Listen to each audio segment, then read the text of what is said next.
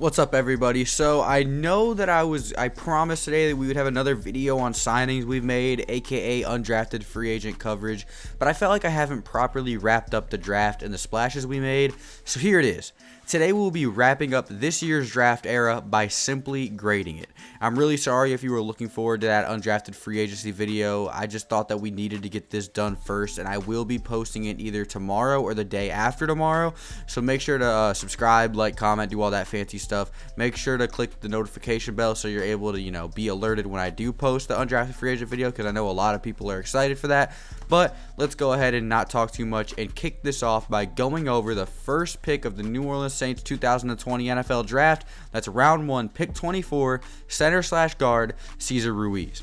Cesar Ruiz is a pick that didn't quite hit well automatically for most Saints fans. Of course, though, as it always does, the pick managed to marinate and become, in our eyes, a straight-up steal in the 2020 NFL Draft. Let's talk about how good this dude is. Center/guard Cesar Ruiz was one of, if not the premier pass-protecting interior offensive lineman in this year's draft, meaning he was basically the best. He earned a career 84.7 pass blocking grade in the last 3 seasons at Michigan. Ruiz allowed 25 total pressures and only 3 sacks over 995 pass blocking snaps. That is insane. To successfully give your quarterback a great clean pocket 970 out of 995 times is absolutely crazy. Like, that is mind-blowing. With Larry Warford being in his final year, this gives New Orleans a reason not to pick him up on a new deal. Only 3 sacks over 995 pass blocking attempts. Good Lord. Watch out, everybody. I think this pick is going to end up a lot like the Ryan Ramczyk pick, where we fall in love with him and he ends up becoming an all-pro offensive lineman, but who knows. Eric McCoy, you got yourself a friend, man.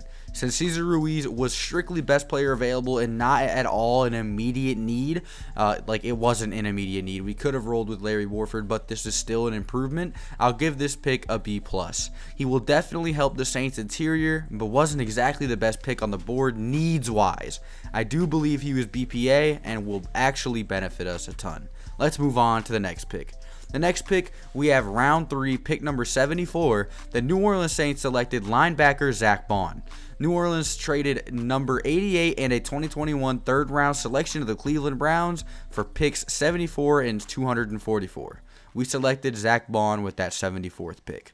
Baun, who is 6'3" and a stern 225 pounds, is an extremely explosive athlete who had 12.5 sacks last year for Wisconsin. Zack Baun was actually the first consensus first-team All-America linebacker in Wisconsin school history. Baun was also a Butkus Award finalist who received a 91.0 pass rushing grade from Pro Football Focus last season. It's only 3 points off from someone like Cameron Jordan. Baun also earned rights to play as a team captain in Wisconsin to go along with those accolades. His exact 2019 stat line reads as follows: 75 total tackles, 19.5 tackles for loss, which is absolutely insane, 12.5 sacks, and he also secured himself an interception as well.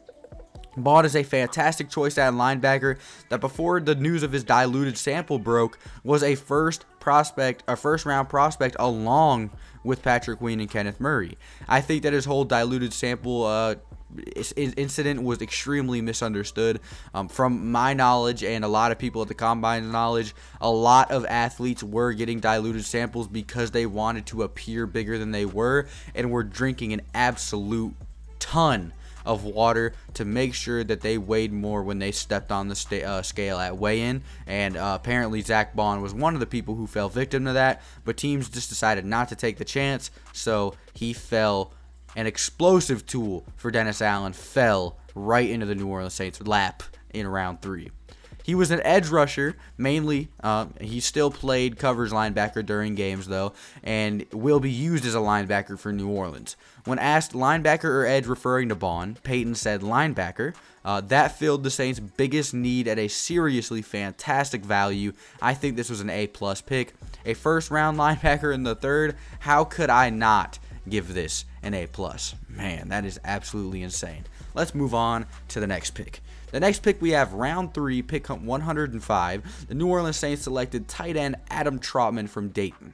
We traded our 130, 169, 203, and 244 for Adam Trautman, which came as a complete shock to many, but the Saints did say if they seen a guy they liked, they would do anything they needed to do to move up and grab him. This is a scenario in which they definitely did. In case you don't know who Adam Trautman is, let's go over some stats. 70 receptions, 916 yards, and 14 touchdowns in 2019. That is an amazing stat line for someone that played for Dayton. Give Drew Brees a guy like this, man, that's nasty. He became an offensive weapon in his first year on the field, lining up at tight end, even in the slot, and even as a wildcat quarterback. And in 11 games, he had 24 receptions, 238 yards, and 9.9 average and 3 touchdowns. But wait, he improved. In each of the next 2 seasons, Trautman led the Flyers in receiving and was named second team all-conference with 43 receptions, 537 yards, 12.5 average, and 5 touchdowns in 2017, and he had 41 receptions for 604 yards, a 14.7 average, and 9 touchdowns in 2018. So he went from 537 yards in 2017 to 604 yards in 2018 to 916 yards in 2019. He has shown nothing but steady improvement since he began his college career, and I'm really excited to see if that transfers over into the NFL. Trautman could serve, as if all goes according to plan, as one of the best red zone targets in the league. He's big, he's pretty fast, he's shifty, and he will grab the ball over the top of your head. The Saints don't just give up 4 picks for anyone. They see something special in Adam Trautman, as do I. I'm going to give him a B. He was a great prospect, but a lot to give up for a very, very boomer bust player. This could go either way, and the Saints giving up 4 draft picks was a very risky move, but he was a great prospect, so this pick is deserving of a B. Let's go ahead and get into the surprisingly final pick of the 2020 NFL Draft. Nobody really expected this one. We thought the Saints were off the clock after they traded up 4 entire picks to grab Adam Trautman, but the New Orleans Saints traded with the Texans to get back in to the 2020 NFL Draft, and they addressed an immediate need, a quarterback. With in round 7 with the pick 240, the New Orleans Saints selected Tommy Stevens. Sean Payton actually asked Tommy Stevens to send him footage of Tommy Stevens running routes. That really shows Sean Payton and company's intentions on what they want to do with this guy. And I'm telling you right now, it is not to play quarterback. Stevens ran 76 times for 506 yards and 8 touchdowns and caught 14 passes for 62 yards and 2 touchdowns at Penn State. During his final year of eligibility, Stevens decided to transfer to Mississippi to get back under center. Stevens battled injuries for most of the year, but he still completed 97 of 161 pass attempts, a 60.2% completion percentage, for 1,115 yards with 11 touchdowns and 5 interceptions. He ran 83 times for 381 yards and 4 touchdowns as well. Talk about the semi-bloom of a dual-threat QB. The passing numbers were impressive, though, as they were the first glimpse we got of Tommy Stevens as any kind of starter. The Saints, like I said, gave the Texans a 6th-rounder in the 2021 NFL Draft to get this pick.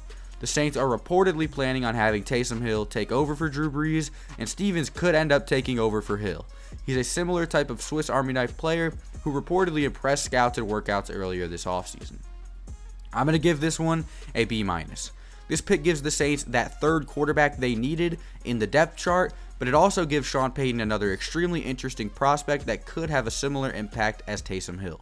He could possibly contribute on special teams, offense, hell, even defense at some points. I'm really excited to see how we use Tommy Stevens. Let's go ahead and get this New Orleans Saints total draft grade. So if you grab all of the grades from the prospect I just got, add them together, as you do to get averages, and divide it by the amount of picks there were, that gives us a drumroll please. An 88.5 draft grade, which in my opinion is a B+. Congratulations, New Orleans Saints. You, yet again, hit a draft absolutely out of the park. Let me know what you guys think down in the comment section below. Be sure 100% to get every one of these players analyze them, and even grade them and put them in the comment section below. It would be really interesting to see what you guys have to say about the New Orleans Saints draft this year. Do you think it was good? Do you think it was great? Do you think it was straight up booty butt cheeks? I want to hear from you guys. Go ahead and comment down in the comment section below. We're really moving along now, boys. We're only about 50 to 60 subscribers away from 7,000 subscribers, which, as a person that only covers one NFL team, is absolutely insane. Thank you guys so much for your overwhelming support as of late, and I'm really excited to keep it going with you boys. Thank you guys so much for watching, and I'll see you in the next one. Adios.